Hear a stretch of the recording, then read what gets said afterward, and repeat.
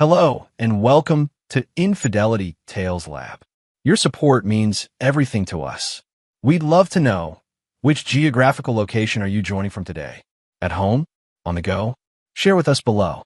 Now, let's dive into today's story. Chapter 1. Foundations of Sand. Russell Dawson wiped sweat from his brow as he inspected the foundation of the Patterson project.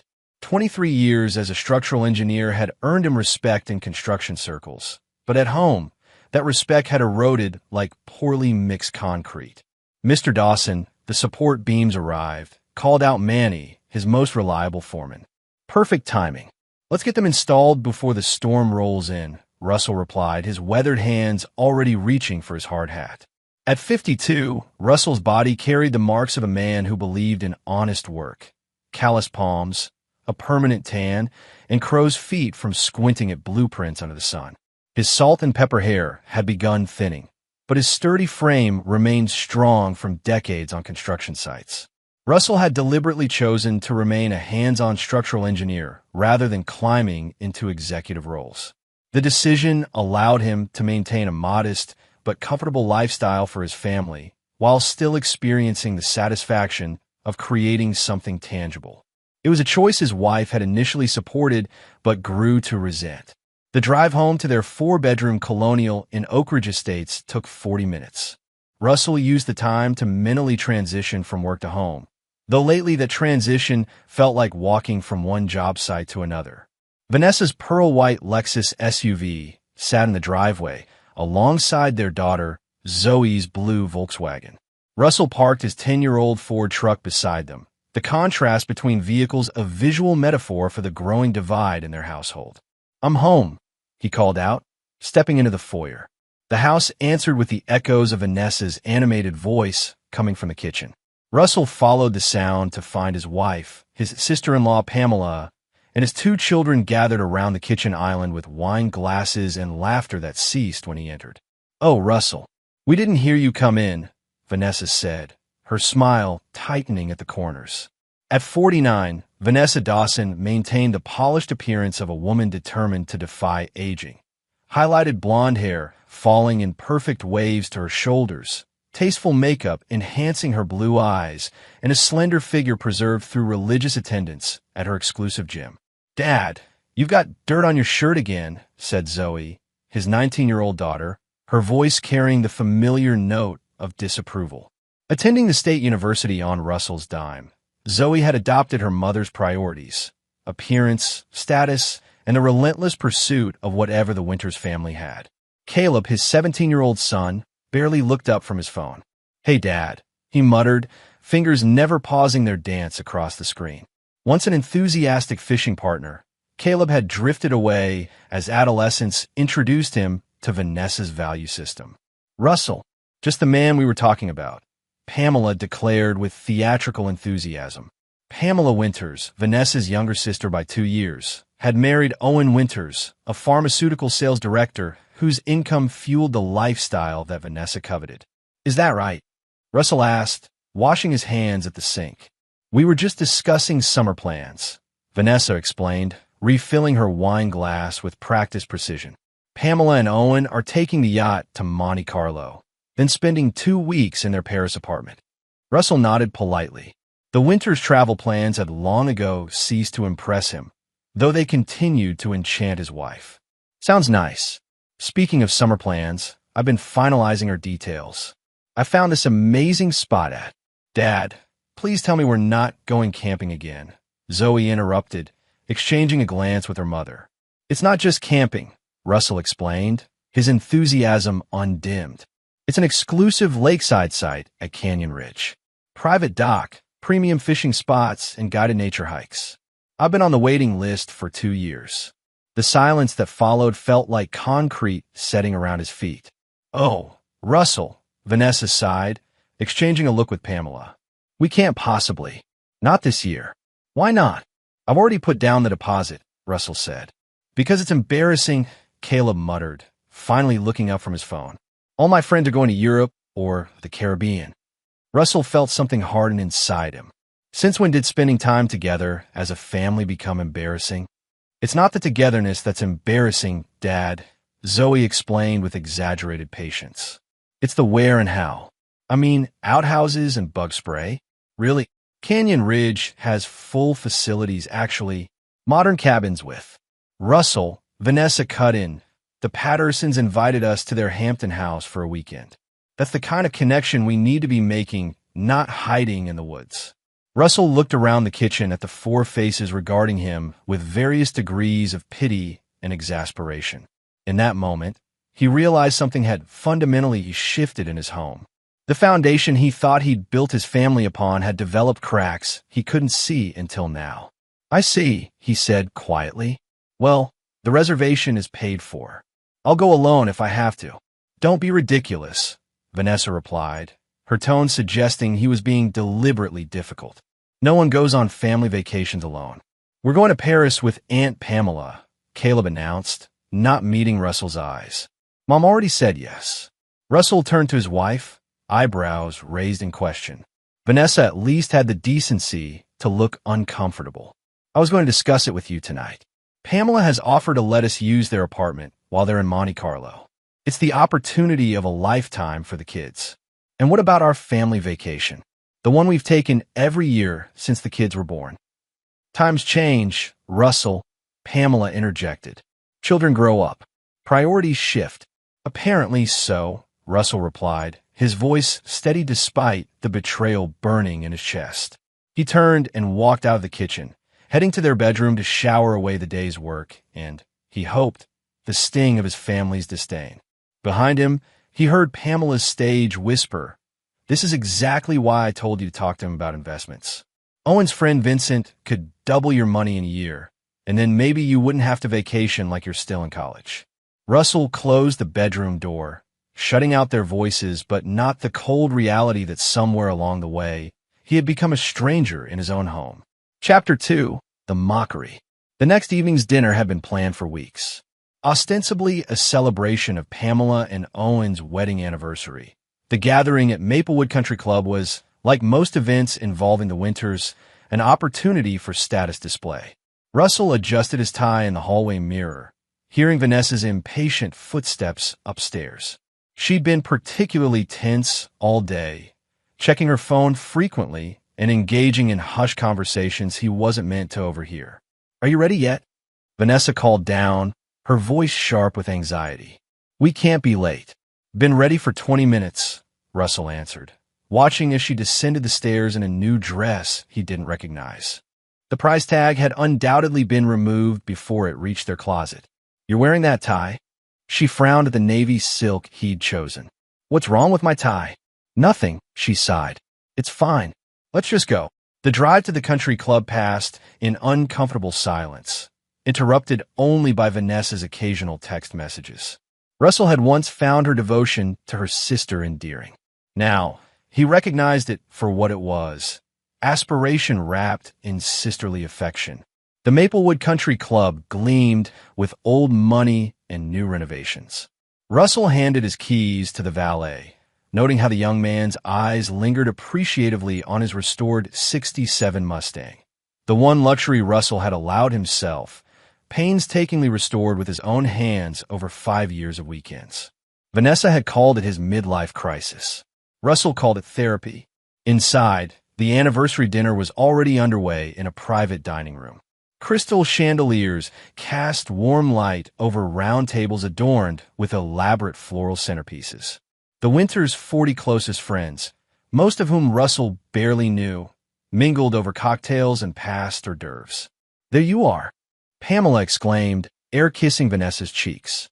"We were about to send a search party." "Traffic," Vanessa explained, though there had been none. Owen Winters approached, cocktail in hand. "Russell, good to see you, man. How's the building business?" "Engineering business is steady," Russell corrected mildly. "Patterson Tower is on schedule for completion next quarter." Good. Owen nodded distractedly, his eyes already scanning the room. "Oh, Vincent's here. You two should talk. He's got some investment ideas that will be perfect for you." Before Russell could respond, Owen was steering him toward a tall, slender man with expertly styled silver hair and a smile that calculated your net worth before your handshake ended.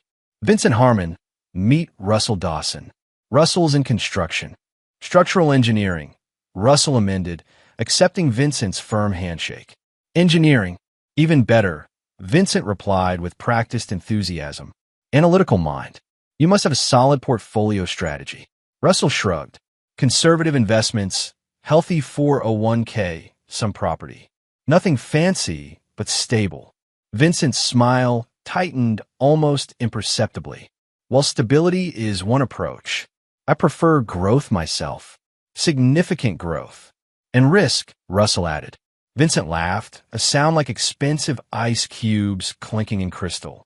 Calculated risk is just opportunity with a warning label, my friend. We should talk more over dinner. As they moved to their assigned table, Russell found himself seated between Vanessa and a woman he didn't know, with Vincent directly across from them. Zoe and Caleb had been placed at the young adults table with Pamela's children and other offspring of the winter social circle. The dinner conversation flowed around topics Russell had little interest in: stock tips, vacation properties, private schools, and country club politics. He contributed when addressed, but otherwise focused on his surprisingly good steak, calculating how many work lunches from the food truck it equaled. So, Russell, Pamela's voice cut through his thoughts. Vanessa tells me you're still determined to go camping this summer. The table's attention shifted to him, conversation pausing as glasses were lifted and eyebrows raised. Canyon Ridge, Russell corrected. It's a premium outdoor adventure resort. Not just camping. Outdoor adventure. Owen repeated with poorly disguised amusement. Like what? Bears and mosquitoes. Laughter rippled around the table. World-class fishing, actually, Russell replied evenly. Plus hiking trails, kayaking, and wilderness photography workshops. It's quite exclusive. Exclusive camping, Vincent chuckled. Now, there's an oxymoron. More laughter, louder this time. Russell felt Vanessa stiffen beside him. It sounds very rustic, offered a woman whose name Russell couldn't recall. While you're swatting mosquitoes, we'll be sipping espresso at sidewalk cafes in Paris, Pamela announced, raising her glass. Owen's lending Vanessa and the kids our apartment for 2 weeks. Russell turned to his wife. Is that right? Vanessa's cheeks flushed. We discussed this, Russell. No, you mentioned it. We never discussed it. An uncomfortable silence settled over the table. Well, Vincent interjected smoothly. Paris in summer is magical. The kids will love it. So will Vanessa, Pamela added with a meaningful look at her sister. Vincent has offered to show them all his favorite spots, since he'll be in Paris on business that same week. Russell looked from Pamela to Vincent, noting the subtle exchange of glances between them, then to Vanessa, whose focus remained fixed on her wine glass. How convenient, he said quietly. Before Vanessa could respond, Zoe approached their table, Caleb trailing behind her. Mom, Aunt Pamela says we need to start looking at travel outfits this weekend, she announced, pointedly ignoring her father. Camping clothes are easy, Russell remarked. REI is having a sale. Zoe rolled her eyes dramatically. Dad, we're going to Paris, not playing Boy Scouts in the woods. We're going to Paris, Vanessa corrected, emphasizing the we while avoiding Russell's gaze. Your father still wants to go camping. Seriously, Dad? Caleb groaned. Why can't you just do normal vacation things like everybody else's parents? Yeah, Zoe added. It's so embarrassing. Madison's family is chartering a yacht in Greece, and you want us to sleep in a tent. It's a luxury cabin, Russell said, his patience waning. A luxury cabin is still a cabin, Dad, Zoe countered, exchanging a smirk with Caleb. Pamela lifted her glass. To Paris and civilization, she declared with a theatrical wink. To Paris, the table echoed, glasses clinking. Enjoy your campsite, Russell, Owen called out, his voice carrying across the table. Maybe you can teach squirrels to water ski for entertainment. As laughter erupted around him, Russell saw his family joining in. Vanessa's laugh a bit too high, a bit too relieved. Zoe and Caleb no longer bothering to hide their disdain. It's just so embarrassing, Vanessa murmured, not quite under her breath, her eyes meeting Vincent's across the table. Russell placed his napkin beside his plate and stood up. If you'll excuse me, he said to no one in particular, and walked out of the dining room, the laughter fading behind him. In the club's hushed lobby, Russell paused by a large window overlooking the perfectly manicured golf course. 25 years of marriage, 25 years of providing stability, security, and what he thought was happiness, all reduced to mockery over dinner. He reached into his pocket and felt the lottery ticket he'd purchased that morning, a small weekly ritual he'd maintained for years. $5 a week for a moment's dream of possibility. Vanessa had once called it his poor man's retirement plan. Perhaps she was right. As he stared out at the darkening landscape, Russell made a decision. If his family was determined to forge their path without him, he would let them. But first, he would see if fortune might change the terms of their separation. Chapter 3. The Windfall. Monday mornings at Dawson Structural Engineering always began the same way. Staff meeting at 7:30, site visit scheduled, weekly goals established. Russell had built his small firm's reputation on reliability and integrity, values that seemed increasingly rare in both business and personal relationships. "Morning, boss," greeted Darlene, his office manager of 15 years. "Coffee's fresh." Peterson called about the community center plans. "Thanks, Darlene," Russell replied, accepting the mug she offered. "Any other messages?" "Just the usual." "Oh, and lottery numbers came in. Want me to check your ticket?" It was their Monday ritual. Russell would buy his ticket, Darlene would check it, and they'd share a moment of, maybe next time, camaraderie before starting the work week. "Sure," he said, fishing the ticket from his wallet and handing it over. "Let me know when I can retire." Russell settled at his desk, reviewing the Patterson Tower specifications while Darlene looked up the winning numbers on her computer. The weekend's events had left him distracted, his thoughts circling back to the dinner and his family's behavior. Russell." Darlene's voice sounded strange from the front desk. "Problem with the Peterson project?" he called back. She appeared in his doorway, face pale. "You need to check these numbers." Russell looked up, noting her expression. "What's wrong?" "Just check them, please." She placed the ticket and a printout of the winning numbers on his desk. Russell glanced down, comparing the two rows of digits with mild curiosity that quickly transformed into disbelief. "That can't be right," he murmured, checking again. 6 numbers, perfectly matched. "I checked 3 times, Darlene whispered. "You need to sign the back of that ticket right now." Russell stared at the paper, mind racing. The jackpot had been advertised at $300 million. After taxes and the lump sum reduction, perhaps $170 million. The number was incomprehensible. "Don't tell anyone," he said finally, his voice unnaturally calm as he signed the ticket. "Not even your husband?" "Not yet." Darlene nodded, eyes wide. "What are you going to do?" The question hung in the air while Russell's mind raced through possibilities. Images flashed through his consciousness. Vanessa's contemptuous expression at dinner, Zoe and Caleb's mockery, Vincent's calculating smile, Pamela's smug satisfaction. "First, I'm going to call Diana Mercer," he decided, referring to the attorney who handled his business contracts. "Then I'm going to finish the Patterson specifications. After that, I'm not sure yet." "Russell," Darlene said gently, "you just won the lottery. You could take the day off." He shook his head. "No, today needs to look like any other day. I need time to think." By noon, Russell had met with Diana Mercer, who specialized in both business and lottery law. Within her sleek downtown office, they discussed strategies for claiming the prize anonymously through a trust, protecting the windfall from public scrutiny and potential predators. "Most winners make the mistake of announcing their good fortune immediately," Diana explained, her tailored suit and no-nonsense demeanor a contrast to the surreal conversation. "That's when the vultures descend. Long-lost relatives, investment opportunities, charity cases." "I'm more concerned about immediate family," Russell admitted. "My wife and I, things haven't been good." Diana's expression remained professionally neutral. "Then timing becomes crucial. Once you claim this prize, depending on your state's laws regarding marital property, your wife may be entitled to a significant portion regardless of your marital status." "What are you suggesting?"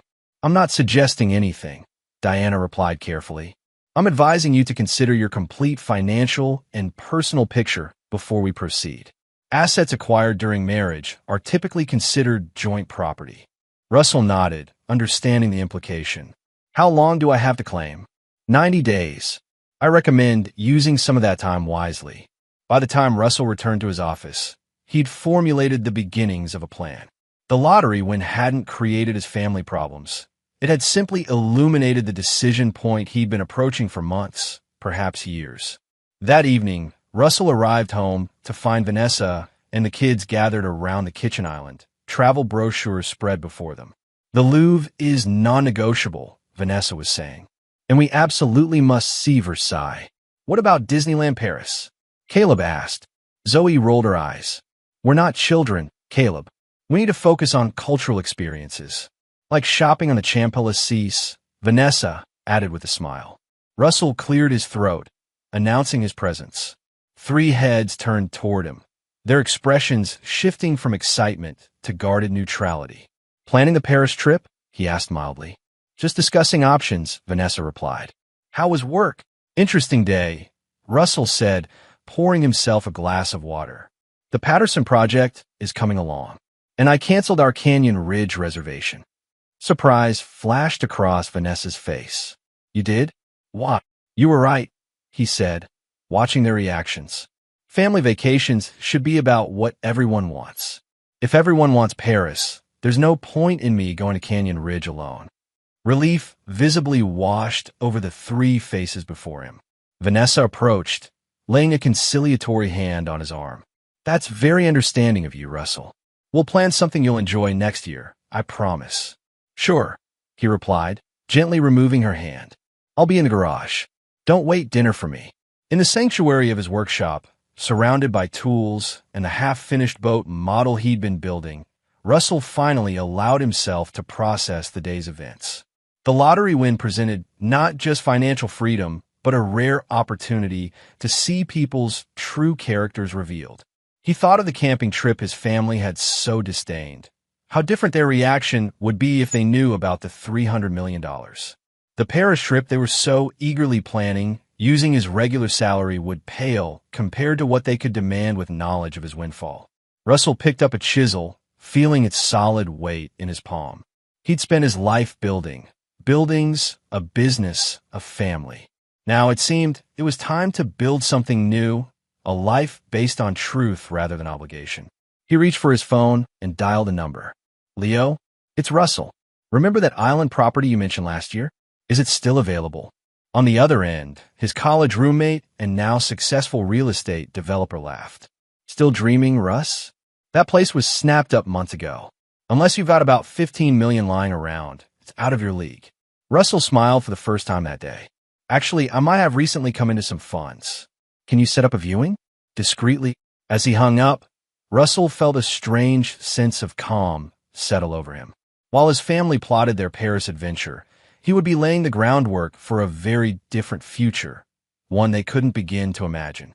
Chapter 4. The Island. The seaplane descended toward Azure Key, a 20-acre private island nestled in the turquoise waters of the Caribbean. From above, Russell could see white sand beaches curving around lush tropical vegetation, a central villa with a red-tiled roof, and several smaller structures scattered along the shoreline. She's a beauty, isn't she? Shouted the pilot over the engine noise. Previous owner barely used it. Some tech mogul who got busy with other projects. Russell nodded, eyes fixed on the pristine landscape below. 1 week after discovering his lottery win, he'd established the Horizon Trust with Diana Mercer's help and was now operating with the financial freedom few ever experienced. The lottery claim remained unfiled, giving him the time and space to move methodically. What's the infrastructure like? Russell asked as they circled for landing. Top-notch. Solar power system with battery storage. Satellite internet. Desalination plant for fresh water. Helipad on the north end. Dock can accommodate vessels up to 80 feet. The main house has 5 bedrooms, but there are 3 guest cottages too. Oh, and there's a staff quarters near the utilities building. The seaplane touched down on the water with a gentle splash, taxiing toward a wooden dock where a tall black man in crisp linen waited. That's Maurice, the pilot explained. Island manager. Been here 10 years through 3 owners. Knows every inch of the place. After docking, Russell stepped onto Azure Key, feeling a strange sense of homecoming. Maurice greeted him with a firm handshake and knowing eyes. "Welcome to Azure Key, Mr. Dawson. Mr. Nelson informed me you're interested in the property." "Just exploring options at this point," Russell replied, maintaining the facade of casual interest while his mind calculated structural integrity and sustainability options. The tour confirmed what the aerial view had promised. Azure Key was a self-contained paradise with the infrastructure to support comfortable, independent living. The main villa featured open-air design that maximized ocean breezes, with expansive decks and infinity pools that seemed to merge with the horizon. Previous owner gutted and rebuilt everything 5 years ago, Maurice explained as they walked through the main house. State-of-the-art systems, hurricane-resistant construction. The outbuildings were all updated too. Russell's trained, I noted the quality of workmanship throughout. The kind of solid, thoughtful construction he'd always advocated for, but rarely seen implemented without compromise. "What about staff?" Russell asked as they inspected the commercial-grade kitchen. "Currently skeletal. Myself as manager, a housekeeper, 2 maintenance workers, and a part-time chef. We can scale up depending on the owner's needs. Many guests bring their own staff for events." Russell nodded, already visualizing modifications. "And privacy? How secluded is it really?" Morris's expression turned serious. "Total privacy, sir. The nearest island is 12 miles away. We maintain strict protocols about visitors and have advanced security systems. No paparazzi has ever managed unauthorized access."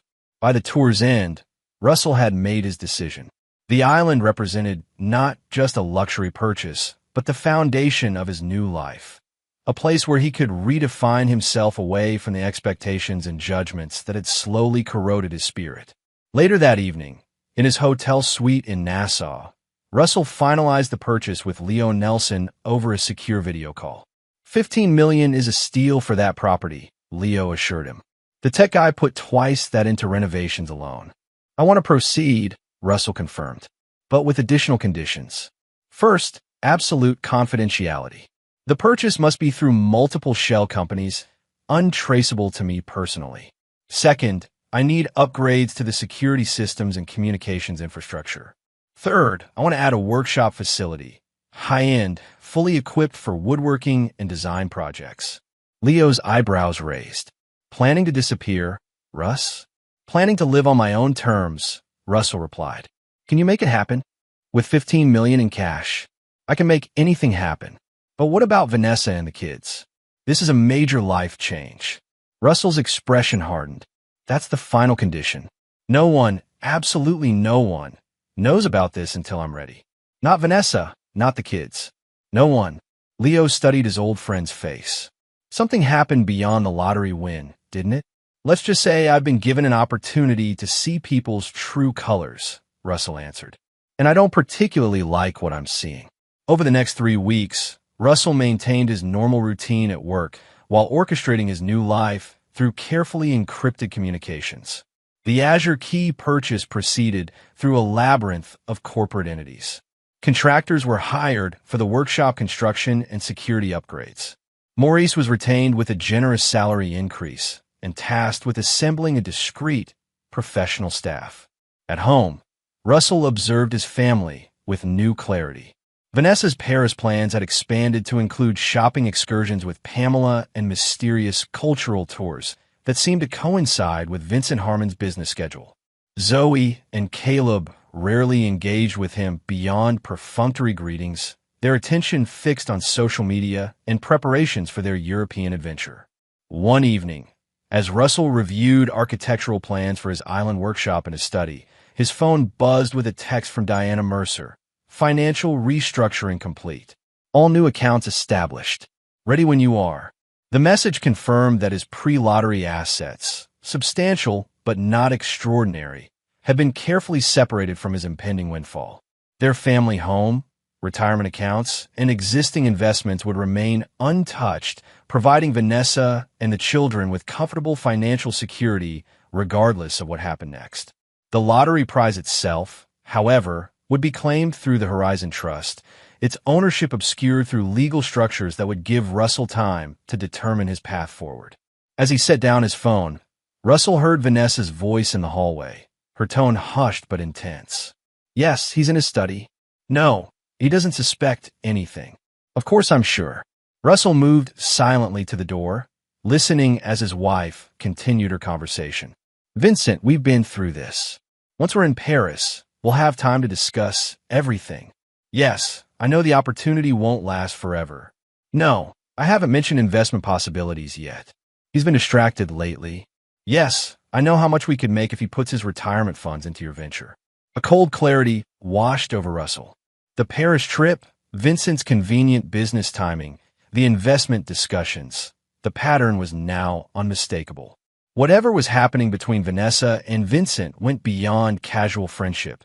It involved plans for Russell's money. Rather than confront her, Russell returned to his desk and opened his laptop. It was time to accelerate his plans. First, he sent an email to Darlene authorizing a temporary leadership transition at his firm, promoting his most trusted project manager to acting director for a sabbatical of unspecified length. Next, he messaged Maurice. Prepare for arrival in 10 days. Full staffing and provisions. Finally, he wrote to Diana Mercer. Execute Phase 2. File lottery claim through trust as discussed. As Russell closed his laptop, a strange sense of peace settled over him. For years, he had built his life around providing for others who increasingly viewed him with contempt. Now, he would build something for himself, something true to his own values. The cage door was opening. All that remained was to step through it. Chapter 5. The Betrayal. The morning headline on the Oak Ridge Financial Times website was unmistakable. Local engineering firm owner claims $300 million lottery jackpot. Though the article named only the Horizon Trust as the official claimant, several sources close to the situation had confirmed Russell Dawson as the actual winner. Russell read the news on his tablet while sitting in his car outside Brewer's Coffee, a small shop 15 miles from his home where no one would recognize him. The timing was perfect. Exactly one day after Vanessa and the children had departed for Paris, their suitcases bulging with new clothes purchased for their European adventure. His phone began buzzing incessantly as the news spread. Calls from unknown numbers, texts from acquaintances he hadn't heard from in years, and finally, the inevitable message from Vanessa. Russell, is this true? Call me immediately. Russell silenced his phone and sipped his coffee, contemplating the cascade of events he had just initiated. The news had broken precisely as Diana had orchestrated, revealing enough to confirm his status as a lottery winner, but providing no details about the trust structure or his plans. By now, Vanessa would be frantically calling everyone they knew. Her Paris dream vacation suddenly transformed into a nightmare of missed opportunity. The children would be in shock, calculating all the luxuries they could have demanded had they known about his wealth before departing. And Vincent Harmon. Russell smiled coldly at the thought of the investment banker's reaction. Whatever scheme he and Vanessa had been planning for Russell's retirement funds would now seem laughably small compared to the jackpot that had slipped through their fingers. Russell finished his coffee and drove to a nondescript office building on the outskirts of the city. Inside, he was greeted by a balding man with alert eyes and a no-nonsense demeanor. Mr. Dawson? Frank Tillman, Sentinel Investigations. They shook hands and moved to a small conference room where Frank opened a laptop. I have the information you requested, Frank stated, his tone professional. Comprehensive surveillance over 3 weeks, digital communications monitoring, financial transaction analysis, all legally obtained through methods that would hold up in court, as specified. Russell nodded. Show me. For the next 2 hours, Russell reviewed the evidence of betrayal, meticulously documented, undeniable, and far worse than he had imagined. The first set of photos showed Vanessa and Vincent Harmon in intimate situations at a hotel 30 miles away. Weekly meetings carefully scheduled during times Russell was known to be at work sites. Text message logs revealed conversations dating back 8 months, filled with declarations of love and detailed discussions of their future together. The affair began approximately 10 months ago, Frank explained. Initially at social events through the Winters connection, then progressing to private meetings. Russell's face remained impassive as he swiped through the evidence. Years of managing construction crises had taught him to compartmentalize emotions during critical situations. "What about the financial angle?" he asked. Frank opened another file. "Mr. Harmon has been involved in several investment schemes of questionable legality. Nothing that has resulted in charges, but multiple clients have filed complaints with regulatory authorities. His current venture, Platinum Horizon Investments, shows all the markers of a sophisticated Ponzi scheme. The documentation revealed Vanessa and Vincent's plan. Convince Russell to invest his retirement savings and home equity in a Platinum Horizon, extract management fees and commissions, then leave him financially devastated while they escaped with the proceeds. Their timeline accelerated recently," Frank continued. "Based on intercepted communications, they plan to finalize everything during the Paris trip." "And my children?" Russell asked, his voice betraying emotion for the first time. Frank's expression softened slightly. "They were aware of the affair. There's evidence they helped cover for their mother on several occasions. Whether they knew about the investment scheme is less clear, though they were promised financial support for their future education and living expenses." Russell closed the laptop, his mind processing this final betrayal. His children, whom he had coached through Little League games, helped with science projects, taught to fish and build, had chosen sides, and it wasn't his. "There's one more thing," Frank said, sliding a sealed envelope across the table. "This wasn't part of our original investigation scope, but my analyst found it during the digital sweep and felt you should know." Inside the envelope was a printout of a text conversation between Zoe and Caleb from the previous week. "Zoe, did you see Dad's face when Mom told him about Paris? Like a sad puppy. Caleb, so pathetic. Can't believe we're related sometimes. Zoe, Vincent says once he and Mom are together, we can go to his beach house whenever we want. Caleb, better than camping with Dad, the lumberjack." "Oh, Zoe.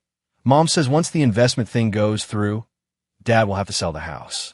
Good riddance to that embarrassment. Caleb, maybe he can live in a tent permanently.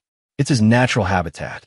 Russell stared at the conversation, the casual cruelty of his children's words cutting deeper than anything else he had seen. The family he had devoted his life to building viewed him with nothing but contempt. "Thank you, Mr. Tillman," Russell said finally, his voice steady. "This is exactly what I needed to know." Back in his car, Russell made 3 calls in quick succession. First to Diana Mercer. "I've seen the evidence. Proceed with all preparations as discussed." Then to Maurice on Azure Key. "Arrival timeline accelerated. Prepare for helicopter arrival tomorrow." Finally, to Leo Nelson. "It's worse than I thought. I'm moving forward immediately. Is the exit strategy in place?" With his decisions confirmed, Russell drove home for the last time. He packed methodically, personal documents, family photographs, selected carefully, his father's watch, and a few treasured possessions that held genuine sentimental value. Everything else, the house and its contents accumulated over 25 years of marriage, he was prepared to leave behind. In his workshop, Russell lingered over the boat models he had crafted over the years, each representing a construction project completed. Rather than take them, he selected a single unfinished model, the one he had been working on when he discovered Vanessa's betrayal. This incomplete project would accompany him to his island, a reminder of the life he was leaving behind and the new one he would build. As darkness fell, Russell completed his final task. He composed a brief email to Vanessa. "I know everything. About Vincent. About Paris. About the investment scheme. And about our children's involvement. The house and existing accounts are yours. Beyond that, you'll need to speak with my lawyer. I won't be available." He scheduled it to send in 24 hours, when he would be safely established on Azure Key. As Russell drove away from the house for the final time, his phone displayed 28 missed calls from Vanessa, along with dozens of texts demanding information about the lottery win. By morning, that number would multiply as news spread and the vultures circled. Russell smiled grimly. Let them call. Where he was going, their voices would be drowned out by the sound of ocean waves and the promise of a life rebuilt on his own terms. Chapter 6. The Preparation. Azure Key gleamed in the late afternoon sun as Russell's chartered helicopter approached the island's helipad. From above, the property looked like a jewel set in the turquoise Caribbean waters. White sand beaches, lush tropical vegetation, and the red-tiled roofs of the villa complex rising from the center of the island. Maurice awaited him with two staff members, their faces carefully neutral as the helicopter touched down. No questions, no congratulations about his lottery win, just professional courtesy and efficiency. Russell had chosen his new team precisely for these qualities. "Welcome to your home, Mr. Dawson," Maurice said as Russell stepped onto the helipad. "Everything has been prepared according to your specifications." "Thank you, Maurice. Let's get started immediately." The next 48 hours unfolded with military precision. While Russell's former life exploded into chaos, news coverage of the mysterious lottery winner, Vanessa's increasingly frantic attempts to contact him, social media speculation, he methodically established his new existence on Azure Key. In the island's newly constructed command center, Russell and Diana Mercer conducted a secure video conference to finalize the legal framework of his separation from his previous life. "The trust structure is complete," Diana explained, her image crystal clear on the large monitor. "Your lottery winnings are fully protected. I've prepared the separation documents as instructed, outlining the division of pre-lottery assets." "What about the house and existing accounts?" Russell asked. "As you requested, Vanessa will retain the family home and joint accounts established prior to the lottery win. It's generous, considering the circumstances." Russell nodded. "And the children's trust funds?" Diana's expression remained carefully neutral. "Also maintained as established. They'll receive their educational funding as originally planned. Nothing more, nothing less." "Good. What's the status on Vanessa's attempts to access the lottery funds?" Diana allowed herself a small smile. "Predictable. She's claiming entitlement to half as your spouse. However, the trust structure and the timing of our filings have created significant legal obstacles for her. My team is prepared for whatever approach she takes." "And Vincent Harmon? We've initiated a confidential report to the Securities and Exchange Commission regarding Platinum Horizon Investments. The investigation is already underway, though Mr. Harmon doesn't know it yet." Russell considered this information, feeling not vindictive pleasure, but a cold satisfaction that justice would eventually find its course. "What about the calls?" he asked. 77 missed calls from Vanessa's number as of an hour ago," Diana confirmed. "Plus dozens more from your children, Pamela Winters, and various others. As instructed, all calls to your previous number are being documented but not answered. And my new identity preparations? In progress. Your Azure Key residence is established under the trust. Banking, communications, and travel arrangements are secured through privacy protocols. You can move freely using the new documentation when necessary, though I recommend minimal public exposure for at least 6 months." After the call concluded, Russell toured the island with Maurice, reviewing the security systems and privacy measures that would protect his sanctuary from intrusion. The perimeter monitoring includes underwater sensors for approaching vessels, Maurice explained as they examined the security hub. Drone detection and countermeasures are active. All staff have signed enhanced confidentiality agreements with substantial financial incentives for loyalty. "What about communications?" Russell asked. "Completely secure. Satellite internet with military-grade encryption. Private cell network limited to the island. All external communications are routed through anonymizing protocols." Russell nodded approvingly. "In the workshop?" Maurice led him to a newly constructed building overlooking the eastern cove. Inside, Russell found a woodworker's paradise. Every tool and machine he had ever wanted, arranged in a space designed for both functionality and inspiration. Large windows provided natural light and ocean views, while a covered outdoor area offered space for larger projects. "The materials you requested are in the storage room," Maurice added. "Exotic hardwoods, marine-grade components, and the model ship supplies." Russell ran his hand along a workbench, feeling the smooth, solid surface beneath his fingers.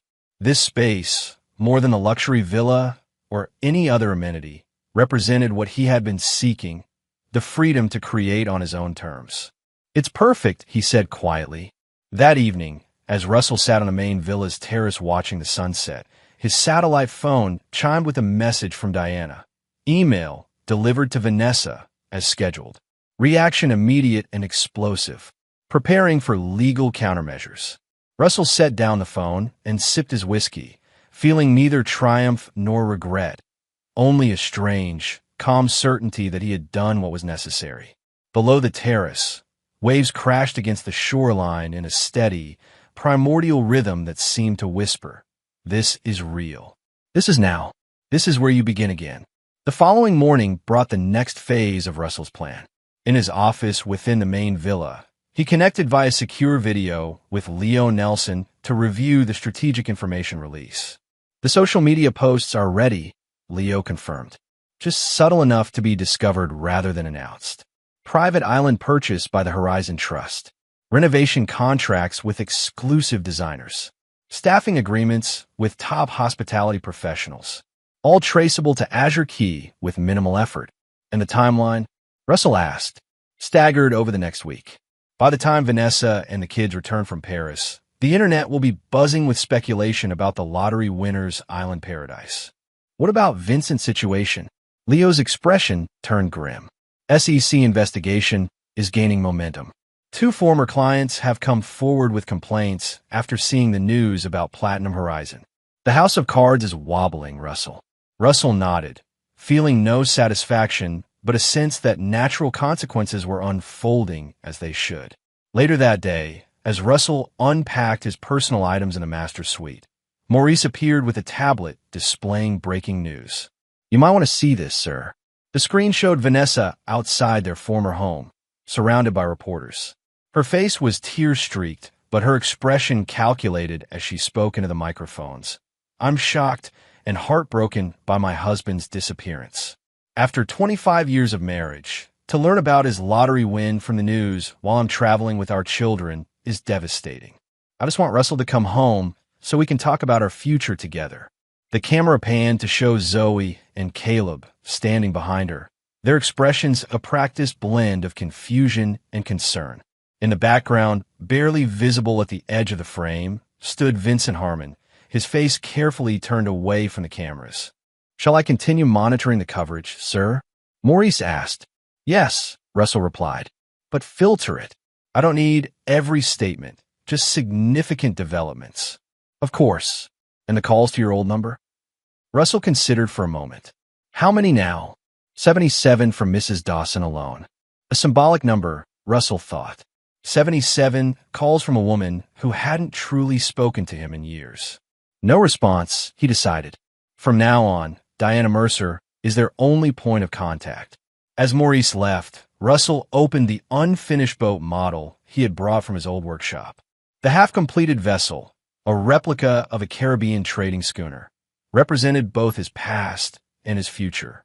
He would complete it here, on this island, as a testament to his new beginning. Russell placed the model on a table overlooking the ocean and unwrapped his tools. As the sun began to set on his second day of freedom, he began to work on the intricate details of the ship's rigging, his hands steady and purposeful. Let them search. Let them plead. Let them manipulate and scheme. He was building something new now, something they couldn't touch or tarnish. A life without pretense, without mockery, without betrayal. A life that was finally, truly his own. Chapter 7. The Revelation. Paris in late spring should have been magical. Sidewalk cafes overflowing with patrons, the Seine reflecting centuries of history, gardens blooming in riotous color. For Vanessa Dawson, however, the City of Light had transformed into a nightmare landscape of unanswered calls and mounting panic. "Try him again," she demanded, pacing the elegant living room of Pamela's apartment near the Arc de Triomphe. "He must answer eventually." Zoe looked up from her phone, her carefully applied makeup doing little to hide her distress. Voicemail. Again. That's the 30th time today. Caleb sprawled on the designer sofa, his earlier excitement about Paris replaced by sullen calculation. "He's ghosting us. Obviously. He can't just disappear," Vanessa snapped. "He won $300 million, for God's sake."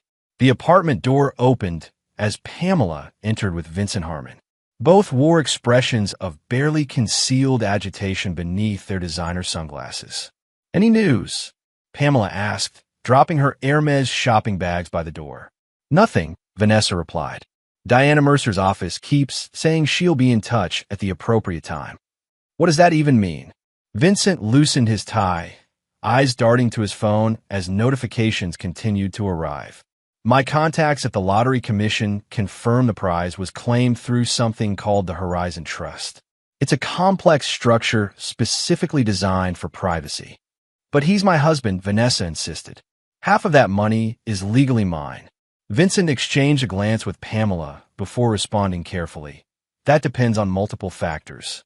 Timing of the ticket purchase, state laws regarding marital property, trust structures." "What aren't you telling me?" Vanessa demanded. Before Vincent could answer, Zoe gasped, staring at her phone. "Oh my God, look at this."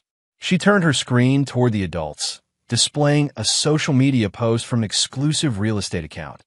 "Mystery lottery winner purchases private Caribbean island." Sources confirm the recently established Horizon Trust has acquired Azure Key, a 20-acre private island paradise valued at approximately $15 million. The post included drone footage of a stunning tropical island with white sand beaches and a red-roofed villa complex. "That's impossible," Vanessa whispered. "Russell would never." "There's more," Caleb interrupted, looking at his own phone. Some design magazine is reporting that the new owner of Azure Key has commissioned a state-of-the-art woodworking facility and custom boat-building workshop. Vincent grabbed his tablet, fingers flying across the screen. Azure Key. Here it is. 20 acres, completely self-sufficient, previously owned by a tech billionaire. Helipad, deepwater dock, staff quarters. Total privacy. A woodworking workshop? Pamela repeated incredulously. "That sounds like Russell." Vanessa sank into a chair, the reality of the situation finally penetrating her denial. "He knew. He must have known about us, Vincent." An uncomfortable silence filled the apartment as this admission hung in the air. "How could he have known?" Vincent asked finally. "We were careful." Before Vanessa could respond, her phone chimed with an email notification. "It's from Russell," she whispered, opening the message. Her face drained of color as she read aloud. "I know everything. About Vincent, about Paris, about the investment scheme, and about our children's involvement. The house and existing accounts are yours. Beyond that, you'll need to speak with my lawyer. I won't be available." Zoe and Caleb exchanged alarmed glances. "What does he mean, our involvement?" Zoe demanded. "He's bluffing," Caleb insisted, though his voice lacked conviction. Vincent paced the room, his composure cracking. "This is a disaster. If he knows about Platinum Horizon." "What exactly is Platinum Horizon?" Pamela asked sharply. "You told me it was a legitimate investment opportunity." "It is," Vincent insisted. "Mostly. There are some creative accounting methodologies involved." "Oh my God," Vanessa moaned. "He's punishing all of us. The lottery, the island, he planned this." "We need to go back immediately," Zoe declared, "before he spends all the money." "It's too late," Vincent said grimly, looking at his phone.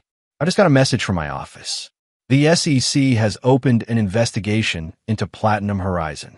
Someone filed a detailed complaint with documentation I thought was secure." "Russell," Vanessa whispered. "He must have hired someone to investigate us." The realization settled over the room like a toxic cloud. They had severely underestimated Russell Dawson. The man they had mocked as simple and unambitious had orchestrated a masterful disappearance with his fortune, leaving them to face the consequences of their betrayal. "What do we do now?" Caleb asked, his adolescent bravado evaporating. "We go home," Vanessa decided. "Immediately. I'll call Diana Mercer again. There must be something she can do." Half a world away, Russell Dawson stood on the deck of his island villa, watching the sunset paint the Caribbean sky in shades of orange and gold. On a table beside him, his satellite phone displayed a message from Leo. Information cascade initiated. All targets have received preliminary data. Phase 1 complete. Russell smiled and turned off the phone. In the workshop below, the partially completed boat model awaited his attention, a project he could now pursue without mockery or interruption. Tomorrow would bring more legal maneuvers from Vanessa, more desperate attempts at contact, more revelations about Vincent's crumbling investment scheme. But tonight belonged to the sea, the stars, and the profound peace of a man who had finally cut the lines to a life that had become a prison. 3 days later, Vanessa and the children returned to their Oak Ridge Estates home to find Russell's personal items gone. His clothes, his important documents, the family photos he valued, all removed with surgical precision. What remained were the material trappings of their shared life. Furniture, appliances, Vanessa's extensive wardrobe, the children's electronics and sports equipment. Diana Mercer's office had delivered formal separation papers, outlining the division of pre-lottery assets. The family home and its contents, the joint bank accounts, the children's existing college funds, all left in Vanessa's name. Of the lottery winnings, there was no mention, the money secured behind impenetrable trust structures. When reporters gathered outside the house, Vanessa attempted another tearful appeal to public sympathy. My husband has abandoned his family after 25 years of marriage. We just wanted to come home so we can work things out. The performance might have garnered support had Vincent Harmon not been photographed entering the house through the back door that same evening, or had Zoe not posted complaints about missing out on $300 million on her social media accounts before hastily deleting them. As public opinion turned against them, Russell's strategic information release continued. Photos of Azure Key appeared in architectural magazines. Stories about the island's renovation circulated through design blogs. A marine craftsmanship publication featured an interview with a masterboat builder who mentioned being hired by the new owner of Azure Key to consult on a traditional workshop. Each revelation was a twist of the knife for Vanessa and the children. Glimpses of the luxurious life that could have been theirs had they not revealed their true characters through mockery and betrayal. By the time Vincent Harmon was publicly linked to the SEC investigation, the Dawson family's social standing in Oak Ridge had collapsed. Pamela and Owen Winters distanced themselves, fearing association with the emerging scandal. Friends who had laughed at Russell's camping plans now declined Vanessa's invitations. The Paris trip photos, posted with such anticipation, attracted only negative comments about gold diggers and karma. 77 calls became 100, then 200, then more, all unanswered. Diana Mercer's response remained consistent. Mr. Dawson is unavailable. All communication must go through legal channels. For Russell, watching these developments from the peaceful remove of Azure Key brought not joy, but a sense of natural justice unfolding. He had not orchestrated their downfall. He had simply stepped away and allowed the consequences of their own actions to manifest. In his island workshop, as he carefully shaped the wooden hull of his model ship, Russell received one final report from Frank Tillman. CC investigation expanding. Harmon likely to face charges. Vanessa Dawson named as person of interest in relation to solicitation of potential investors. Russell thanked the investigator for his thoroughness and ended their professional relationship. The truth had been uncovered. Now it would follow its own course without his intervention. That evening, as a tropical storm approached the island, Russell sat in his living room reviewing the architectural plans for a community center he was funding in a nearby island nation. The project would bring educational resources and healthcare facilities to an underserved population, the first of many philanthropic endeavors he planned to pursue with his unexpected wealth. As lightning illuminated the churning sea beyond his windows, Russell's satellite phone rang with a number he didn't recognize. Against his better judgment, he answered. Russell Dawson. Russell. Vanessa's voice, carefully modulated to project wounded dignity. Finally, we need to talk. No, we don't, he replied calmly. Everything that needed saying was in my email and the legal documents. You can't just disappear with $300 million and leave your family behind, she protested. What about our marriage? What about our children? Our marriage ended the moment you and Vincent began planning to steal my retirement, Russell stated without emotion. As for Zoe and Caleb, They made their choices when they helped conceal your affair and mocked the father who provided for them. That's not fair. They're just children. They're adults making adult decisions, Russell interrupted.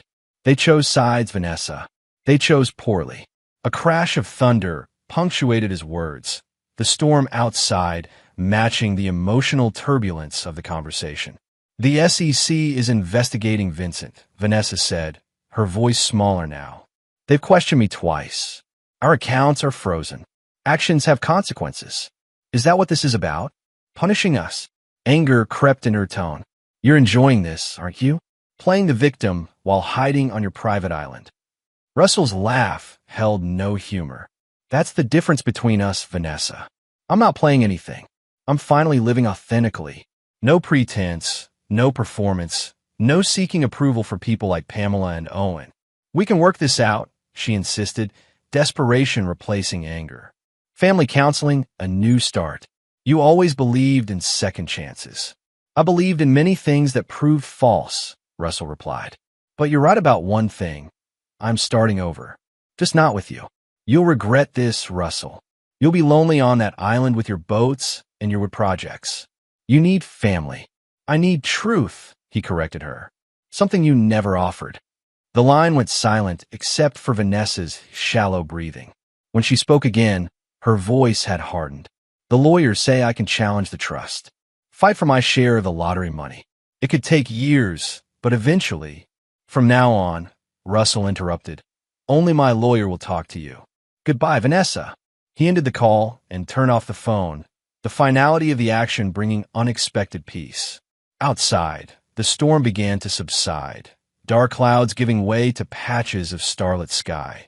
Nature's perfect metaphor for his own journey from darkness into clarity. Russell returned to his workbench, where the partially completed model waited patiently. With steady hands, he continued shaping the vessel that would never need to weather actual storms, but was being crafted with the same care as one that would. Like the boat, his new life was taking form, piece by piece, day by day, guided by the skilled hands of a builder who understood that true strength came not from flashy exteriors, but from the integrity of what lay beneath.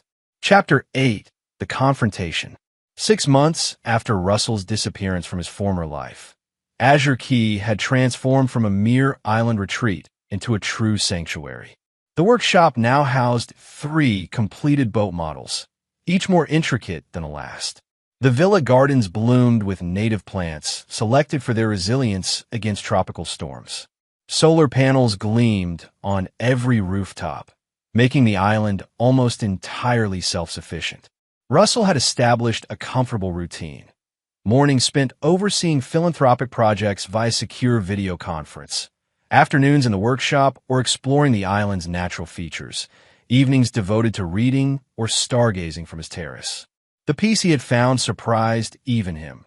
Not the lonely exile Vanessa had predicted, but a deliberate, purposeful existence aligned with his true values. Maurice had proven invaluable, managing the island's operations with quiet efficiency while respecting Russell's privacy. The small staff maintained the property without intruding on his solitude. Visitors were rare and carefully vetted, primarily specialists consulted for specific projects or representatives from the charitable foundations Russell now funded. The legal battles initiated by Vanessa had progressed exactly as Diana Mercer predicted, aggressive at first, then increasingly desperate as courts upheld the trust structures and legal separations Russell had established. The SEC investigation into Vincent Harmon had expanded, revealing a pattern of investment fraud spanning years. Several former clients had filed civil suits, further entangling Vanessa in legal complications due to her role in recruiting potential investors. Through it all, Russell maintained his distance, neither gloating over their difficulties nor yielding to occasional pangs of familial attachment. The 77 unanswered calls had become a symbol of his resolve, a reminder that some bridges, once burned, should remain crossed. On a clear October morning, as Russell reviewed plans for a vocational training center he was funding on a neighboring island, Maurice entered his office with an unusual expression of concern. "Mr. Dawson, we have a situation at the marina. A chartered yacht has approached the island requesting permission to dock. The passengers claim to be your family. Russell set down his tablet. How do they find us? Unclear, sir. They have no authorization codes, but they're insisting on seeing you. Security protocol dictates we deny access, but I thought you should be informed before we take action. Russell considered his options. For months, he had maintained absolute privacy through legal buffers and security measures. Direct confrontation had been unnecessary. Now it seemed that luxury had ended. Who exactly is on board? He asked. Maurice consulted his tablet. Vanessa Dawson, Zoe Dawson, Caleb Dawson, and Vincent Harmon. The yacht is registered to a shell company linked to Mr. Harmon, though his assets are supposedly frozen by the SEC investigation. The inclusion of Vincent shifted Russell's perspective from annoyed to intrigued. For Harmon to risk further legal complications by traveling internationally while under investigation suggested desperation, or a calculated gamble with significant stakes. Tell security to maintain distance, but not to force them away yet, Russell decided. I'll meet them at the outer marina. No access to the island itself. Are you certain that's wise, sir? Maurice asked, his professional demeanor not quite concealing his concern. Probably not, Russell admitted with a grim smile. But some confrontations are inevitable. Better to have them on my terms than theirs. 30 minutes later, Russell stood at the end of the island's secondary dock, a smaller structure separated from the main marina by a quarter-mile of coastline. Dressed in simple linen pants and a white shirt, sunglasses shielding his eyes from the tropical sun, he watched as the chartered yacht approached. Through binoculars, he could see Vanessa at the bow, her blonde hair whipping in the breeze. Zoe stood beside her, phone predictably in hand, likely documenting their approach for some planned social media narrative. Caleb and Vincent remained in the covered portion of the deck, their expressions unreadable at this distance. Russell signaled to the security boat patrolling nearby. 2 armed guards, former military personnel now employed as part of the island's protection detail, positioned their vessel between the approaching yacht and the main marina, allowing access only to the secondary dock where Russell waited. As the yacht drew closer, Russell could see the changes 6 months had wrought in his former family. Vanessa looked thinner, her carefully maintained appearance showing signs of strain. Zoe's designer clothes appear to be from previous seasons rather than her usual latest trends. Caleb's sullen posture suggested a teenager still processing the collapse of his privileged world. Vincent Harmon, however, displayed the most dramatic transformation. Gone was the sleek, silver-haired investor who had charmed the winter's social circle.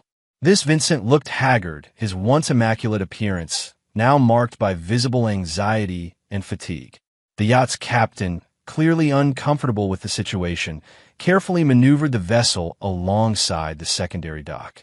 Before the engine had fully quieted, Vanessa was already calling out, "Russell, thank God we found you.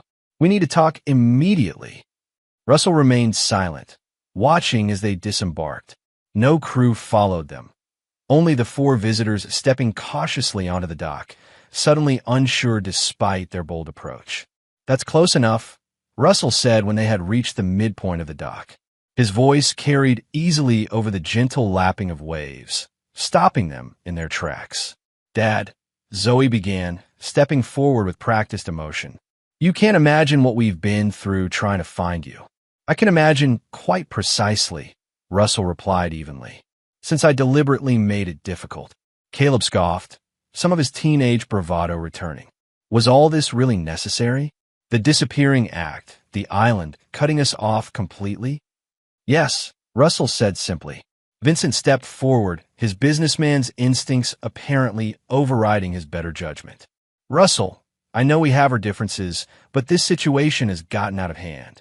The SEC investigation is based on misunderstandings that could be cleared up if I withdraw the evidence I provided." Russell interrupted. "Not going to happen, Vincent." Vincent paled visibly. You?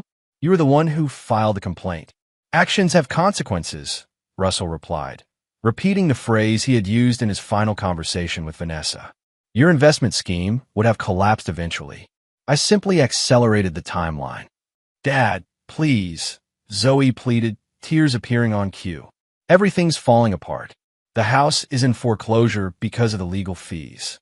My university said my next semester tuition hasn't been paid. Caleb's private school is threatening to expel him. The trust funds I established for your education remain intact, Russell replied. Diana Mercer has made that clear repeatedly. If payments aren't being made, you should ask your mother where that money is going. All eyes turned to Vanessa, whose composed facade cracked slightly before she rallied. The legal fees are astronomical, Russell. Fighting for what's rightfully ours after you abandoned us. Rightfully yours? Russell's laugh held no humor. Let me remind you of what you said at the winter's dinner. My planned family vacation was embarrassing. Let me remind you what our children said, that they were ashamed to be related to me. And let me remind you what you and Vincent plotted, to drain my retirement savings through a fraudulent investment scheme before leaving me financially devastated. He removed his sunglasses, meeting each of their eyes in turn. You mocked my values. You betrayed my trust. You conspired against me. And now you expect me to save you from the consequences of those actions. We're family, Caleb insisted, the confidence in his voice undermined by the uncertainty in his eyes. We were family, Russell corrected. Before you decided material wealth and social status were more important than integrity or loyalty. Vincent stepped forward again, desperation evident in his stance. Russell, be reasonable. Whatever you think happened, we can work through this. The SEC investigation is destroying lives. My reputation, my career. Your reputation and career were built on deception, Russell interrupted. The SEC didn't create that reality. They simply exposed it. And what about us? Vanessa demanded. You won $300 million and abandoned your family to live on a private island while we lose everything. Russell studied his wife of 25 years, the woman who had once shared his dreams before developing her own agenda. He felt neither hatred nor love, only a distant recognition of someone he had once known intimately, but now understood had been performing a role all along. I left you the house, the accounts, the retirement funds, everything we built together over 25 years, he said quietly. That was fair. The lottery money came after you had already betrayed me, after our children had already chosen sides, after you had already planned your future with Vincent using money stolen from me. He gestured toward the island behind him. This place, what I've built here, this is my second chance. Something I earned through the simple act of being exactly who I've always been, while you were all pretending to be something you're not. So that's it. Zoe cried. You're just going to leave us with nothing while you live in paradise? Not nothing, Russell corrected. Reality. The reality you created through your own choices. Vincent made a last, desperate attempt. There must be some arrangement we can reach. Some compromise that allows everyone to move forward. Perhaps a settlement. From now on, Russell interrupted, his voice firm but calm. Only my lawyer will talk to you. All of you. He nodded to the security boat, which immediately moved closer to the dock. You have 30 minutes to return to your yacht and leave my waters. After that, you will be considered trespassing and appropriate measures will be taken. You can't do this, Vanessa shouted, her composed facade finally shattering completely. I'm still your wife. Those are your children. Russell replaced his sunglasses and turned to walk back toward the island. Over his shoulder, he delivered his final words to the family who had once been his world. Actions have consequences. You chose yours. I chose mine.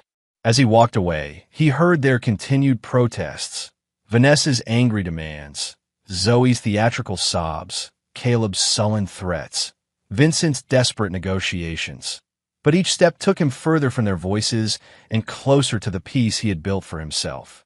Maurice met him at the end of the dock with a golf cart to transport him back to the main complex. Everything all right, sir? He asked discreetly. Russell watched as the security team supervised his former family's reluctant return to their yacht. Yes, he said finally. Everything is exactly as it should be. That evening, as the sun set over the Caribbean, Russell sat on his terrace with a glass of scotch, reflecting on the day's confrontation. He had anticipated feeling anger, perhaps even lingering attachment. Instead, he had experienced only clarity, the absolute certainty that he had made the right decision in walking away. His satellite phone chimed with a message from Diana Mercer, yacht departing island waters. Monitoring continued legal situation. SEC filing additional charges against VH. All trust structures remain secure. Russell sent a brief acknowledgement and turned off the phone. Below his terrace, the workshop lights glowed softly, beckoning him to the half-finished model of a traditional fishing vessel, a project that now seemed more compelling than dwelling on the past. As darkness settled over Azure Key, Russell descended the steps to his workshop, the confrontation already fading from his thoughts like the wake of a departing boat on the vast, indifferent sea. Chapter 9. The Last Laugh. 1 year to the day after claiming his lottery prize, Russell Dawson stood at the helm of the Azure Dreamer, a 42-foot sailing yacht custom-built to his specifications. The vessel represented the culmination of his journey, from the model ships he had crafted in his garage workshop to this full-sized masterpiece designed for both solitary exploration and the occasional journey with new friends. The morning sun glinted off the polished teak deck as Russell guided the yacht through the crystal waters surrounding Azure Key. At 53, his body had grown leaner and more weathered from days spent working outdoors, his salt and pepper hair now more salt than pepper, his eyes clearer after months without the stress of his former life. "Perfect conditions today, sir," observed Carlos, the young marine biologist Russell had hired to help establish a coral restoration project around the island. One of several dedicated professionals now working on Russell's environmental initiatives, Carlos represented the new type of relationship Russell had cultivated, based on shared values and mutual respect rather than obligation or pretense. "Couldn't ask for better," Russell agreed, feeling the steady Caribbean breeze filling the sails. The eastern reef should be visible soon. As the yacht glided toward their destination, Russell reflected on the year that had transformed his existence. The confrontation at the marina had proven to be the final significant interaction with his former family. Subsequent attempts at contact have been handled entirely through legal channels, as promised. The lawsuits Vanessa had filed challenging the lottery trust had been dismissed one by one, her legal resources dwindling with each defeat. Vincent Harmon had eventually pleaded guilty to multiple counts of securities fraud, accepting a reduced sentence in exchange for cooperation with authorities investigating larger financial crimes. His testimony had implicated several other members of the Winters social circle, including Owen himself, in various schemes that had enriched their lavish lifestyles. Pamela and Owen had divorced amid the scandal, their Paris apartment and other properties sold to cover legal expenses and settlements. The social world that had once mocked Russell's camping plans had collapsed like a house of cards, revealing the hollow foundations beneath its glossy exterior. Zoe had eventually accessed her education trust to transfer to a less prestigious university, her social media presence transforming from displays of luxury to carefully curated images of authentic living that rang as false as her previous persona.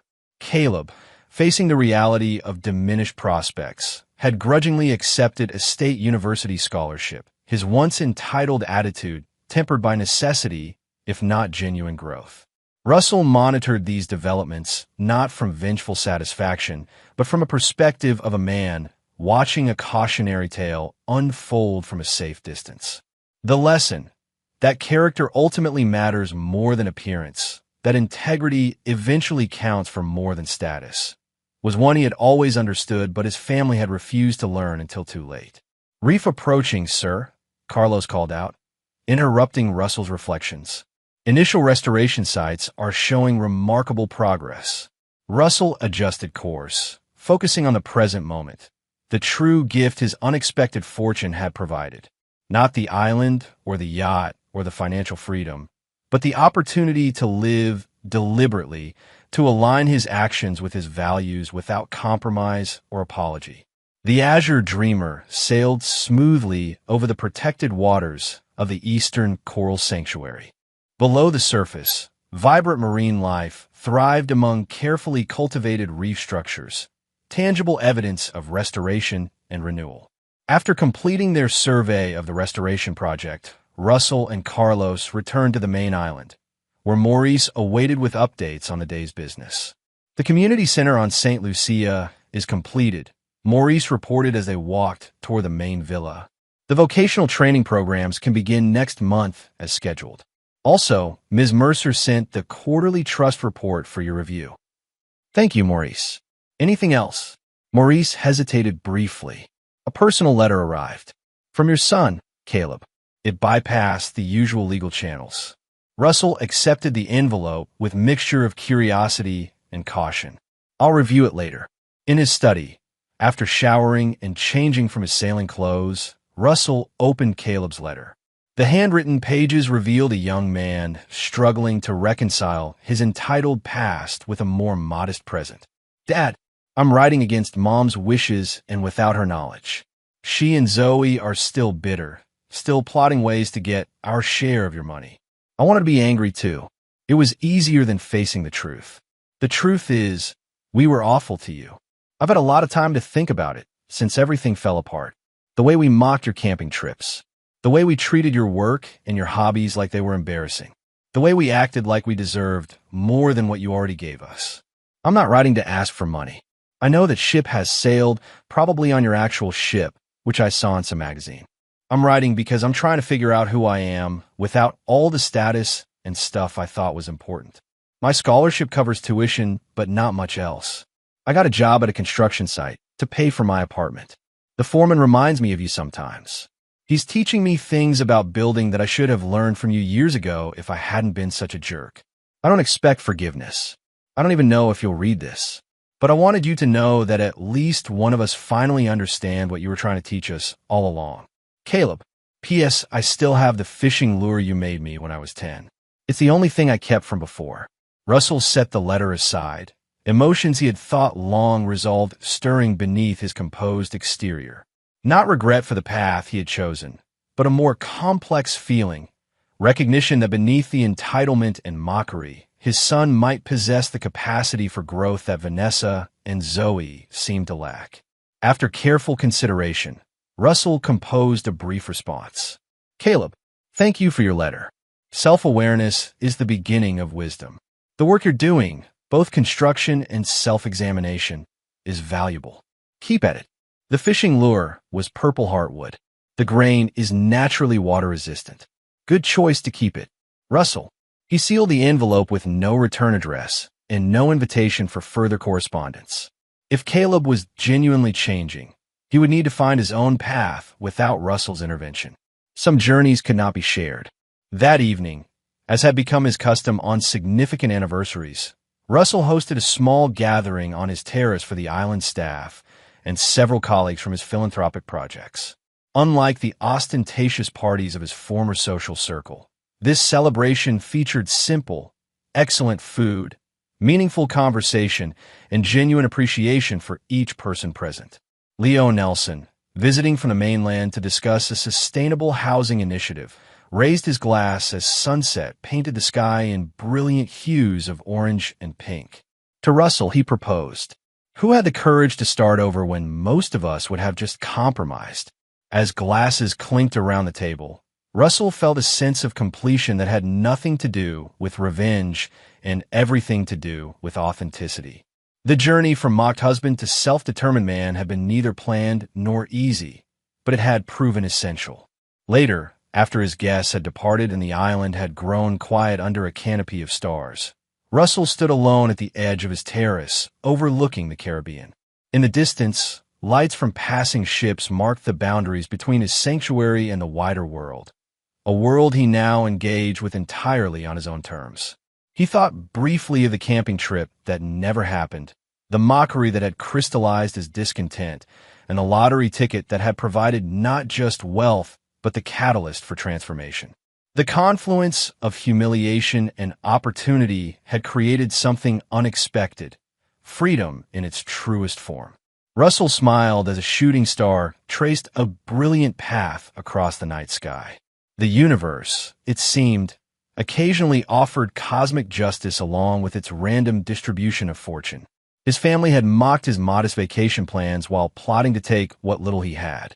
Now they struggled in the wreckage of their own making, while he had found peace in abundance. It wasn't about the money, though the money had made it possible. It wasn't about the revenge, though justice had been served. It was about the principle that had guided him all along. Authenticity could not be bought or sold, only lived or betrayed. As he turned to walk back into his home, a home built on integrity rather than pretense, Russell realized that in the great cosmic joke of life, he had indeed had the last laugh, not with malice or gloating, but with the quiet satisfaction of a man who had finally become exactly who he was meant to be. The last laugh wasn't an explosion of triumph or a declaration of victory. It was the gentle sound of waves against the shore of his island, the whisper of wind through palm trees, the distant call of seabirds returning home at dusk, the soundtrack of a life reclaimed and rebuilt, one conscious choice at a time. And it was, Russell decided as he closed the terrace doors behind him, the sweetest sound he had ever heard. And there you have it. Another story comes to an end. What did you think? I'd love to hear your thoughts in the comments below. If you enjoy this story, consider joining our community by subscribing. It means the world to us. For more stories like this one, check out the recommended videos on screen. And I'll see you there.